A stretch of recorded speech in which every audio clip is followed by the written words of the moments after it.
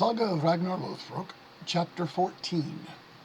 Now they held course from there until they came to the town called Luna.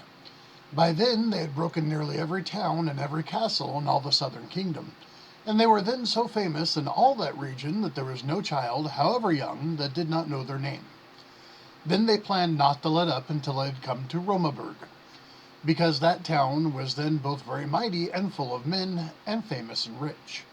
But they did not quite know how long a distance it was to that town, and they had such a large troop they could not supply provisions for them. And when they were at the town of Luna, they discussed the journey amongst themselves. Then there came a man who was old and cunning. They asked what sort of man he was, and he said he was a poor beggar and had, for all his life, journeyed across the land. "You must then know many things you can tell us, which we want to know." The old man answered, "I do not know of anything that I will be unable to tell you, whatever land you want to ask of."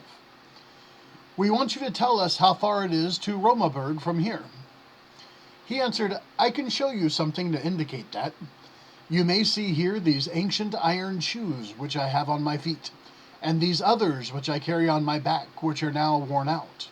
But when I set out from there, I bound these worn-out shoes one on my feet, and when I now have them on my back, and at the time both sets were new. I have been on the road ever since."